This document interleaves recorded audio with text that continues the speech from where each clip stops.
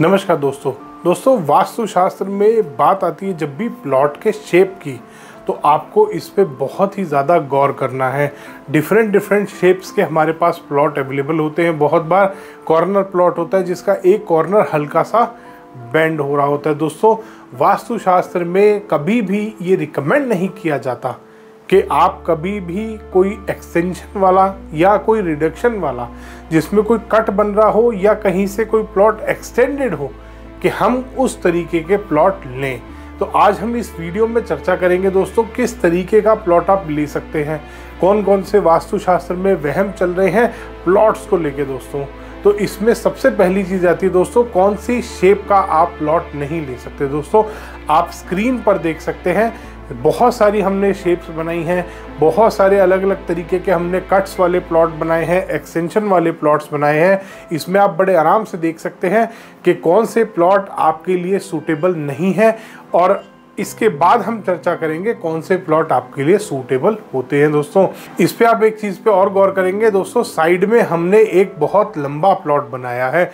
ऐसे प्लॉट भी वास्तुशास्त्र में जो एक लिमिट से ज़्यादा लंबे हो जाते हैं, इनको भी वास्तु में नेगेटिव माना जाता है। दोस्तों बहुत बार हम देखते हैं, कई बार किसी ने ज़मीन खरीदी होती है, गांव का एरिया भी होता है, कई बार ऐसे में एक लाइन से हमारे पास ज़मीन होती है।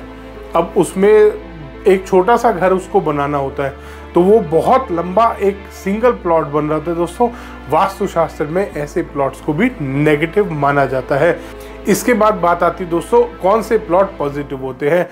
कभी भी आप प्लॉट लेने जाते हैं तो आपको ध्यान करना है कि आपको हमेशा स्क्वायर या रेक्टेंगल शेप प्लॉट ही लेने हैं। दोस्तों आपको इस टाइप का कोई भी प्लॉट नहीं लेना जो कहीं से कटा हो, कहीं से बड़ा हो। और अगर बाई चांस आपने ऐसा कोई प्लॉट ले लिया है तो आपको उसकी प्रॉपर रेमेडी करनी है।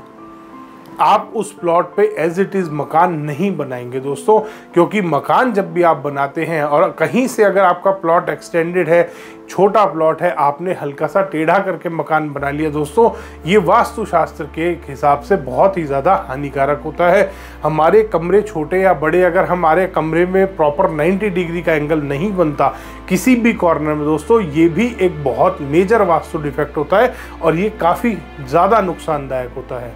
तो आप स्क्रीन पर देख सकते हैं इस टाइप के प्लॉट आप ले सकते हैं। स्क्वायर प्लॉट हो गया, रेक्टेंगल हो गया, इस टाइप के प्लॉट आप ले सकते हैं दोस्तों।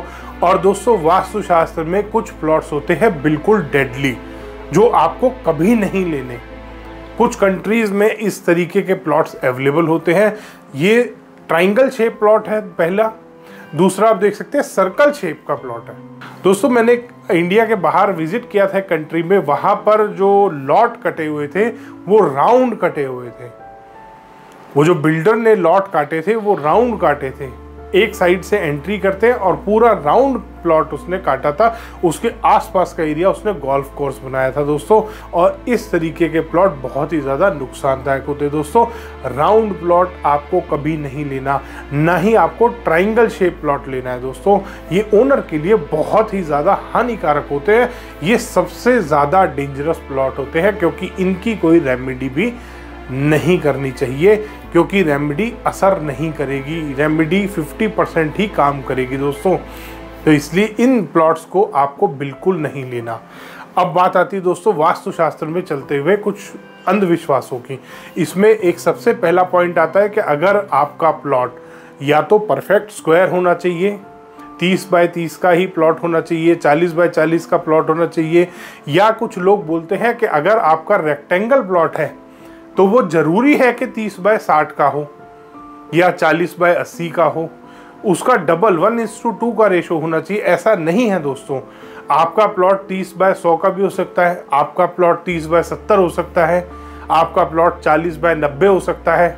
तो इसमें कोई वास्तु में रिस्ट्रिक्शन नहीं है। किसी भी लेंथ और विड्थ का प्लॉट है आपका और वो परफेक्ट रेक्टेंगल बन रहा है तो वो नेगेटिव नहीं होगा दोस्तों। आपको सिर्फ लंबे प्लॉट को अवॉइड करना है।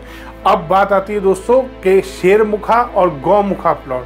दोस्तों ये बहुत ही ज़्यादा एक सेंसिटिव केस है कि शेरमुखा और गौमुखा प्लॉट, जब भी आपको शेरमुखा दोस्तों माना जाता है कमर्शियल के लिए बहुत अच्छा होता है और गौमुखा दोस्तों रेजिडेंशियल के लिए बहुत अच्छा होता है, बट इसमें डिपेंड करता है कि आपका जो गौमुख बन रहा है वो कौन सी साइड पे बन रहा है। अगर आपका नॉर्थ वाली फेसिंग पे गौमुख बन रहा है तो दोस्तों ये आपके लिए हानिकारक होगा। आपका साउथ और वेस्ट और साउथ और ईस्ट ये बढ़ा हुआ है और नॉर्थ और ईस्ट आपका घटा हुआ है। नॉर्थ साइड आपकी घट गई है, साउथ साइड आपकी बढ़ गई है। दोस्तों ये भी वास्तु के हिसाब से बहुत ही ज़्यादा हानिकारक होता है। तो इसलिए जब भी आप गौमुखा या शेरमुखा प्लॉट भी आपको मिलता है और आपको कोई बोलता है कि ये बहुत पॉजिटिव प्लॉट होता है या कोई महंगे दाम पे आपको ऐसा कह के बेच रहा है दोस्तों, तो ज़रूर चेक कर ले कौन सी डायरेक्शन का है, क्योंकि हर बार शेरमुखा और गौमुखा प्लॉट भी अच्छे नहीं होते। शेरमुखा दोस्तों कमर्शियल के लिए बताया जाता है और गौमुखा रेजिडेंशियल के लिए। तो अगर आप रेजिडेंशियल के लिए प्लॉट ले रहे हैं और आपको कोई गौमुखा कह के बेच रहा है प्लॉट को, तो ये देख ले गौमुख कौन सी साइड बन रहा है, क्योंकि ये भी बहुत सेंसिटिव इशू होता है दोस्तों। धन्यवाद दोस्तों, वीडियो पसंद आया तो इसको लाइक करें, शेयर करें और चैनल को सब्सक्राइब करना ना भूलें।